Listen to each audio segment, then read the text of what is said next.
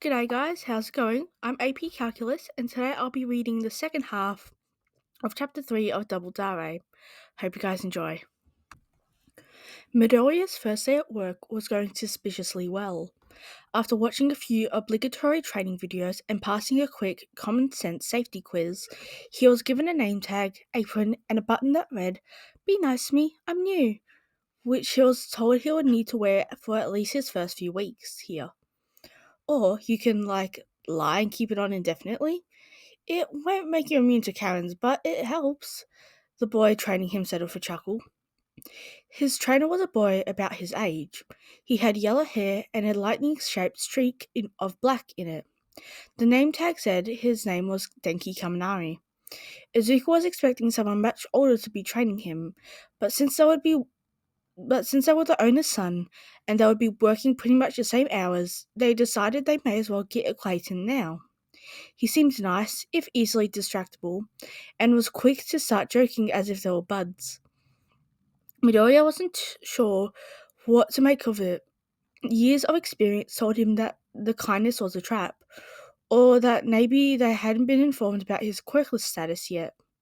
But maybe there were people like Dare out there in the world.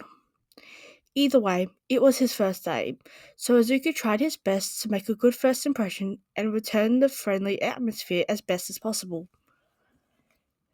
Is that why you're still wearing your button? Yeah, I haven't been an official employee for very long, but I've been helping out here since I was like 12, so it's safe to say that I know most of what's going on around here pretty well.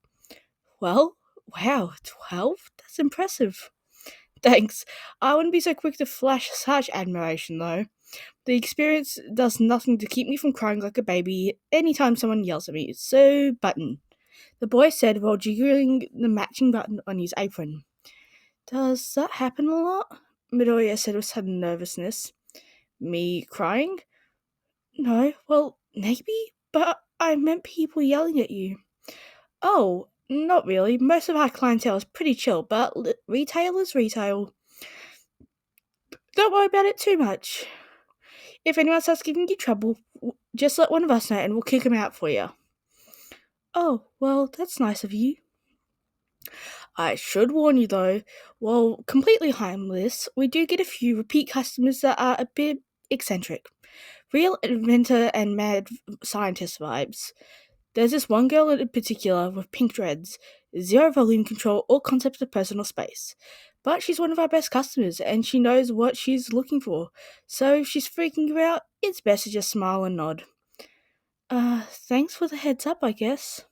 No problem, he said with a smile before pulling up a map of the store on his tablet. Well, we'll probably have you floating around departments for a while we figure out what fits you best, but do you have any preferences on where to start? Not really. Wherever you guys need me, I'm more than happy to help. That's a good answer, but I'm not actually your boss. So there's no need to try and impress me with your professionalism. You can just tell me the truth. Like, if you have a secret desire to be a lumberjack, we can train you on the wood saws, whatever floats your boat. Midoriya thought for a second.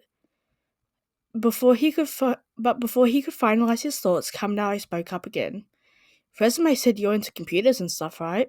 Maybe you'd like to work electrical with me? He said with one eyebrows raised and a hopeful smile. One hand pointing to the yellow coded section of the map. Yeah, actually, learning more about electronics and wiring might help me out in a few projects I'm doing. Midoriya's excitement of learning more was poorly concealed. Heck yeah, dude, what kind of projects? Midoriya nearly froze, realizing he wasn't sure if he should talk about it. But he decided that there was nothing inherently suspicious about building your own computer, and he was going to be working on other stuff for his classes soon enough, so it should be fine as long as he doesn't go into too many details. Oh, no, it's nothing special. I just wanted to maybe try building a PC. Kaminari gasped like that was the best possible answer. Do you play video games, Midoriya? Are you a gamer, Midoriya? Not exactly, he said, scratching the back of his head sheepishly. I've played a few games, but I wouldn't say I'm any good at them, and I don't do it regularly enough to be a gamer per se. Kaminari looked slightly less enthused, but still hopeful. But you do like it, right? Like when you play, you enjoy yourself? I guess. Sweet, remind me at lunch to bring this back up then. We should totally play sometime. Midoriya's instincts once again told him that this must be a trap, but Kaminari's smile seemed too genuine to be completely fake. So against his better judgment, he allowed a seed of optimism to plant itself in his heart. Sure, I'm really not great, but if you're sure you don't mind. Midoriya trailed off a bit at the end when he saw Kaminari's attention was now directed about 5 aisles away from them. Midoriya's eyes went back and forth between Kaminari and where he was looking at, but he saw nothing of note over there. Kaminari? He asked hesitantly. Huh? Oh, sorry, dude. I was just trying to decide what to show you first. I'm thinking about lighting department. That's part of our domain and requires the least amount of actual know-how. Okay, sure, whatever you think is best. Kaminari led him up to the various aisles, around the various aisles that made up the wider electrical section he would apparently be working in. Once they got to the more finicky materials, Kaminari handed Midoriya a pair of gloves that were meant to cancel out static and offer insulation. Midoriya couldn't help but notice Kaminari's gloves were twice as thick. Are those gloves for the extra delicate stuff? He asked.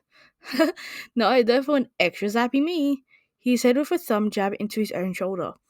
I've got an electric-based quirk, so I tend to be a little extra staticky.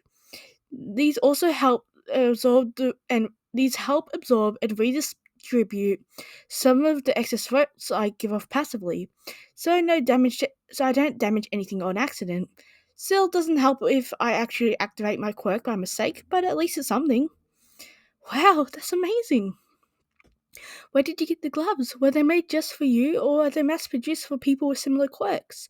How much electricity do you put off passively? And how much can you put out when you're meant to?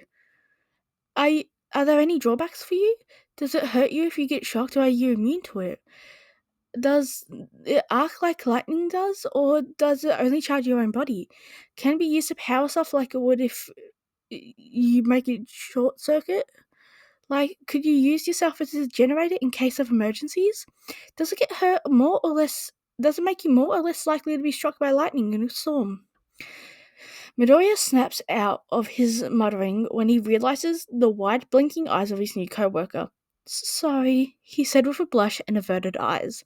Don't worry, I don't mind. I'm not super sure about the answers to some of those things, but so it's basically called it's called electrification, and basically creates electricity around my body that shocks anyone I come in contact with while it's activated. Once I build up enough of it, it surges out and shocks everything around me too. I can't really control it, so it's kind of dangerous, but I guess that makes it for a good long-range attack. If I let off too much, then my brain kind of fries, leaving me useless and loopy for an hour or so.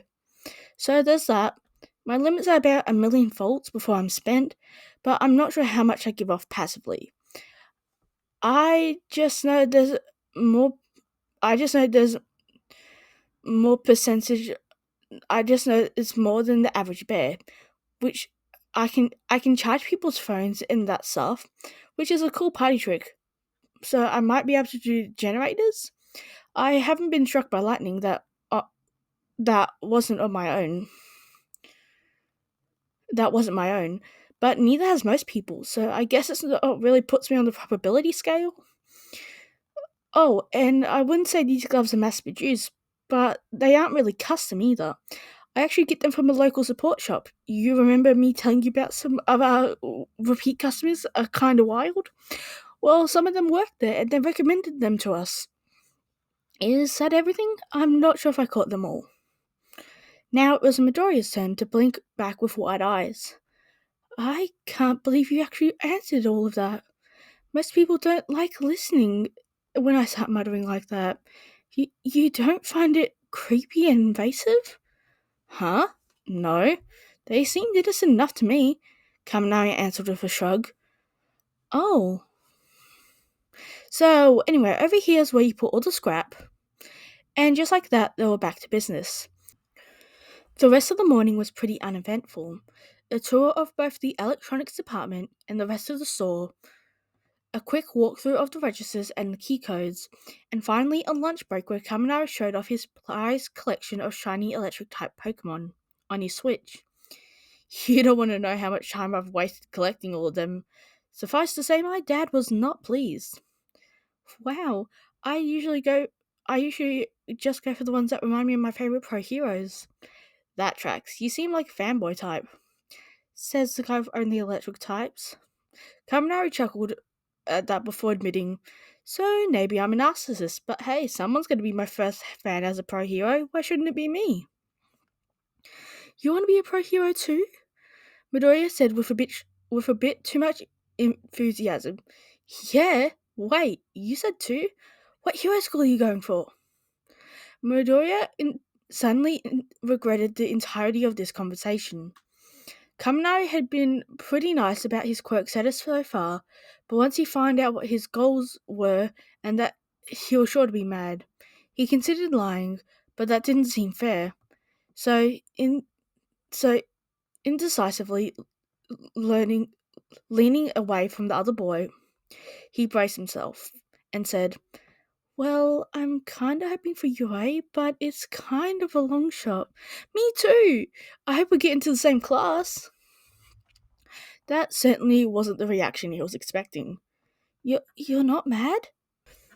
Mad? He said, tilting his head to the side like a confused puppy. Yeah, I mean, I'm just a useless, quirkless wannabe, and I'm trying to be a hero just like you. I'm even planning to go to the same school as you. That doesn't piss you off? Whoa, okay, there's a lot to unpack there, and our lunch break isn't long enough to address all of that. But like this, no, dude, I'm not mad at all. I think it's kick-ass that you want to be a hero, and if anything, I'm twice as hyped now because that means I might have a friend in class on day one. A quick smile was the only time his eyes came up from the screen of his Switch as he continued his search. That's assuming I get in it. That's assuming I get in at all, though. I'm kind of a dumbass if you haven't noticed. And really, I don't do well on standardized tests, so my grades low might be a bit of an issue for me. But I'm trying to think positive about it, manifesting and all that jazz. Midoriya really wanted to dispute this, to offer himself as a study buddy, or otherwise to thank him for being his. He said friend, right? He wasn't just being wish. That wasn't just wishful hearing. But before he got his chance, the alarm on his phone. An alarm rang on his phone, signaling the end of their lunch break. And the boy had already gotten up and changed the subject to the next thing Midoriya had to memorize for work. By the end of the day, Midoriya decided he really liked his new job, and his new co-workers were all really nice too. Just another thing on the list of favors he now owed Dare for helping him find and secure the position. Speaking of which, he had promised to hang out with him today when he got off work. They would most likely be meeting at the Go Bar. That was their usual meeting place, but they never actually confirmed that. So, as Midoriya walked through the parking lot, he pulled out his phone to text him, but he froze before pulling up the contact. He suddenly got the feeling that he was being watched. He couldn't really explain it, but he somehow knew someone was looking at him, lurking somewhere just out of his eyesight.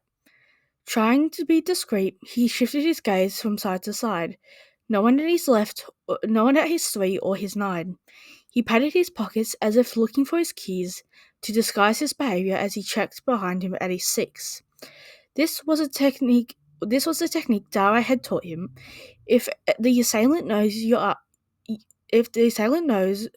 you know about them, they are liable to either attack or out of panic or make a run for it, meaning they're free to attack someone else.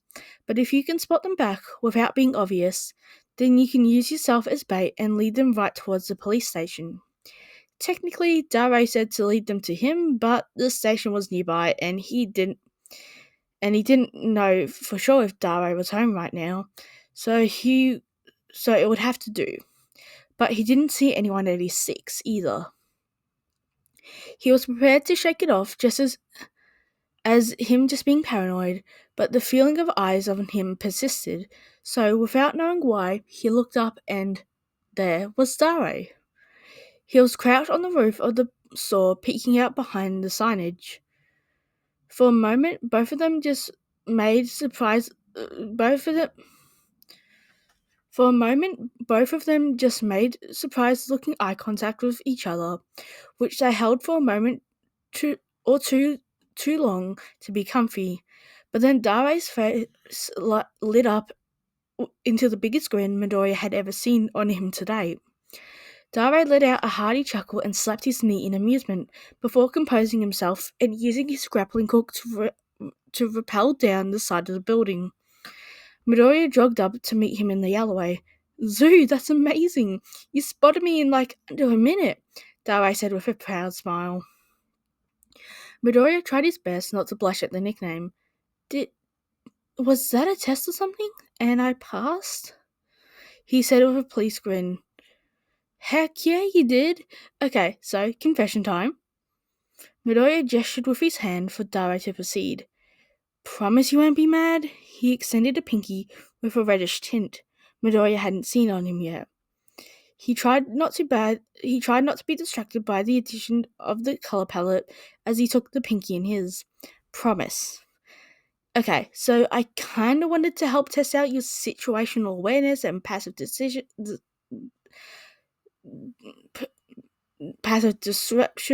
and all that. Make sure you know what it feels like to be followed, just in case. So, okay, so I may or may not have been following you home every day after our training sessions. I figured it would take you at least 2 months to even notice eyes on you, but we're only a month and a half in and you already spotted me. I'm so proud of you. You're not mad, right? 'Cause you promised. No, I'm not mad, but you've really been following me for that long?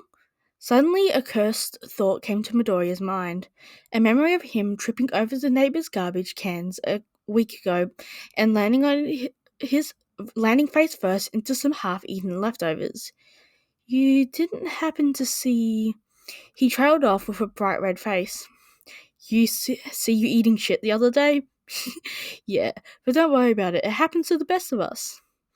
Dare brushed it off with an uncommittal hand gesture and then started walking, looking over his shoulder to make sure Midoriya was following. Midoriya avoided eye contact and didn't say anything else for a while, but followed nonetheless. When they were a few blocks away when Dare spoke up again. I'm thinking we could try something different today. You've cleared out things at Dagoba Beach in a way that accidentally created a pretty cool obstacle course. I think we can make a few minor adjustments to the placement of stuff, and we can maybe use it to our advantage and work on your jumps. Or, if you're too tired from work, we can save that for tomorrow and just hang out for a bit instead. What do you think? He was pretty tired, but he was also really looking forward to working on his parkour a bit more. He had taken a liking to it when he realized how many of his favorite pros utilize the skill in their own work. Maybe a touch of both? We can finish setting up the course today, and that way it'll be ready for us tomorrow, when we can spend more time actually using it. And then we can hang out today when we're done. Ooh, I like that. A happy medium that will help us out tomorrow in the process. Good thinking, Zoo. You did most of the thinking. I'm just too indecisive to choose. You seem like you're in a really good mood, Dare said with a smile. I take it your first day was a success? Yeah, it was really nice actually. I didn't get yelled at once. Well, I should hope not, he said with a smirk. Yeah, and my coworkers are really nice. Kamari even offered to, play games with me during lunch breaks and stuff. Kamari, that's your boss, right? He said with a raised brow. Well, Yes, but no. I meant his son. He's the same age as me, and we're going to be working at the same department, so we kind of got paired up today.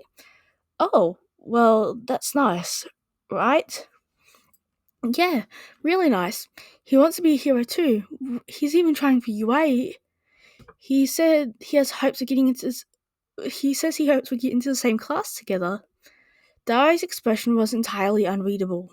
Midoriya wasn't sure what he was thinking, but the mood had definitely shifted. His mood had shifted, but his facial expression and tone remained the same, so Midoriya elected to ignore the obvious shift. Oh, that's nice. That means you'll have friends already when you get in. So that's nice. And he's nice. So you should be safe around him, right? You can like hang out, go places and be, friendly, so that will be nice. Are you worried about me? What? I mean, just a little. You can take care of yourself now. Or, I mean, you're definitely making big strides towards it. So I know I shouldn't be worried, but just your last friend was kinda. I know, but Kaminari isn't Kachan. He knows I'm quirkless, and he knows I'm not mumble, and that I'm trying to be a hero, and he doesn't hate me for it. He wants to be my friend, and I want to let him. I'm not gonna lie, it does scare me a bit, but you showed me that there are good people in the world, and that it's a good thing to trust people from time to time. My fears my mostly made me miss out on having a friend with you. My friends, my fears almost made me miss out on having you as a friend, and now I can't picture my life without you. You made everything so much better and brighter, and gave my life meaning and purpose again. So if trusting one person can make that big of a difference, then I'm willing to take the chance and on others. Then taking the chance on others is totally worth the risks. Midoriya gave his best, most reassuring and confident smile he could muster, and Dave's face became an unreadable expression in the opposite direction from his earlier mood before he smiled back. Well, in that case, I'm happy for you. Maybe you could do some training with him from time to time. It would be good to get outside perspectives and diversify a bit.